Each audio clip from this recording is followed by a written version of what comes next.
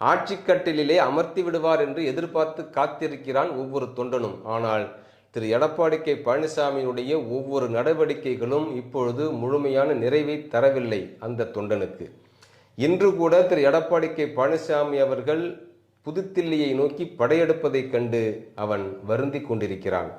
கூட்டணி என்ற ஒன்றை முடிவு செய்த பிறகும் இப்பொழுது பாரதிய ஜனதாவினுடைய அழுத்தம் மேலும் மேலோங்கி இருப்பதை பார்த்து வருந்தி கொண்டிருக்கிறான்.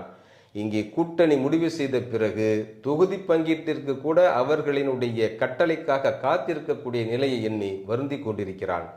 இங்கே அந்த திமுகவை வீழ்த்துவதற்கு மிகப்பெரிய அளவிலான வலிமை பொருந்திய ஒரே கட்சி அதிமுக தான் என்பதை எல்லோரும் அறிகிறார்கள். தமிழ்நாட்டில் இருக்கக்கூடிய மிகப்பெரிய கட்சியான அதிமுக இப்பொழுது இந்த நிலைக்கு சென்றதனுடைய காரணம் என்ன?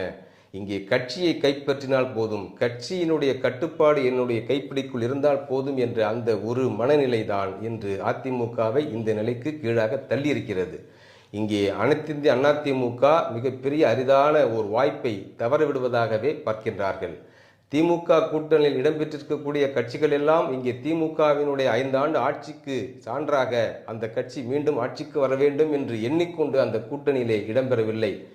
அதே போன்று ஸ்டாலின் மிகச் சிறப்பாக ஆட்சி நடத்திவிட்டார், அதனால் அவரினுடைய ஆட்சி மீண்டும் தொடர வேண்டும் என்று விரும்பியும் அங்கே கூட்டணியில் சேரவில்லை. வேறு வழியே இல்லை. அதிமுகவை தன்னுடைய பிடிக்குள் வைத்திருக்கக்கூடிய பாரதிய ஜனதா என்ற அந்த கட்சி அந்த கூட்டணியிலே இப்பொழுது முதன்மையாக இடம்பெற்றிருக்கக்கூடிய அந்த அடிப்படையிலேயே விடுதலை சிறுத்தைகள், காங்கிரஸ், கம்யூனிஸ்டுகள் இவையெல்லாம் அந்த அதிமுகவை நோக்கி செல்வதற்கு தயங்கி கொண்டிருக்கக்கூடிய சூழலை ஏற்படுத்தி இருக்கிறது அதிமுக தலைமை. இதற்கு இடம் கொடுத்தது யார்? இடம் கொடுத்ததன் காரணம் என்ன? அதிமுக தலைமை விளக்குமா? ஏனென்றால் ஒரு காலத்தில் போயஸ் தோட்டத்தினுடைய கதவுகள் திறக்காதா என்று புதுத்தில்லியில் இருக்கக்கூடிய தலைவர்கள் ஒற்றை காலில் தவமிருந்து காத்திருந்த காலத்தை எண்ணி இப்பொழுதும் அதிமுகவினுடைய ஒவ்வொரு தொண்டனும் வருந்தி கொண்டிருக்கிறான். அப்படிப்பட்ட நிலையில் தொட்டதற்கெல்லாம் புதுத்தில்லி தலைமையை நோக்கி அவர்கள் எடுக்கக்கூடிய கட்டளையை நிறைவேற்றுவதற்காக காத்திருக்கக்கூடிய தலைமை அதிமுகவில் இப்பொழுது அப்படிப்பட்ட நிலையை உருவாக்கி வைத்திருக்கிறதே என்று வருந்தி கொண்டிருக்கிறான்.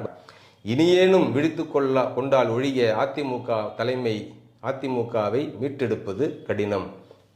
இந்த தேர்தலோடு அதிமுகவுக்கு முடிவுரை எழுதப்படுமோ என்று கலங்கி நிற்கின்றான் ஒவ்வொரு அதிமுக தொண்டனும்.